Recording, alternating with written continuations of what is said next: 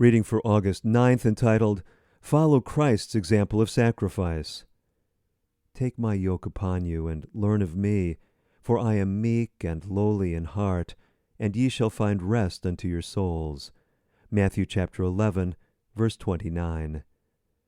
Those who would at last be received into heaven as members of the royal family must here give themselves body, soul, and spirit to the service of him who paid the price of their redemption. All that we have and are belongs to the Lord. Ye are not your own, the apostle declares, for ye are bought with a price. Therefore glorify God in your body and in your spirit, which are God's. 1 Corinthians chapter 6, verses 19 and 20. Have you consecrated yourself wholly to the Lord? Can he use you as a vessel unto honor?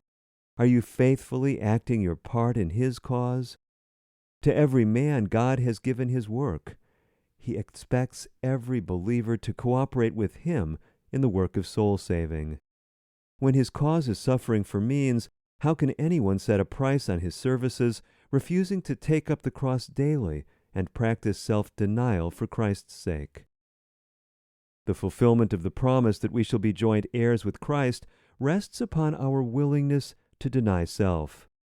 When Christ takes possession of his kingdom, it will be those who on this earth have followed him in self-denial and sacrifice who will receive the reward of everlasting life.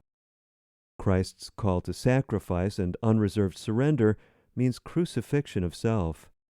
In order to obey this call, we must have unquestioning faith in him as the perfect example, and we must have a clear realization that we are to represent him to the world.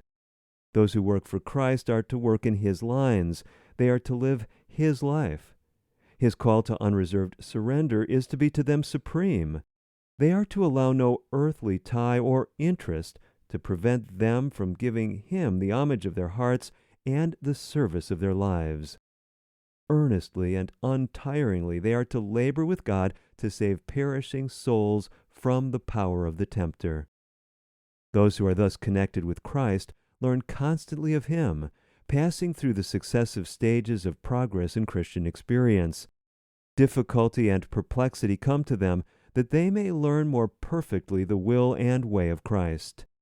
But they pray and believe, and by exercise their faith increases.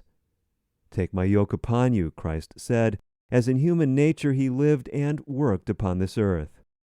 Constantly he wore the yoke of submission, meeting the difficulties that human beings must meet, bearing the trials that they must bear.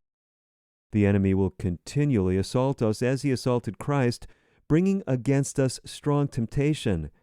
But for everyone, there is a way of escape. Taken from Manuscript 88, dated August 9, 1903, entitled, Be Not Weary in Well-Doing.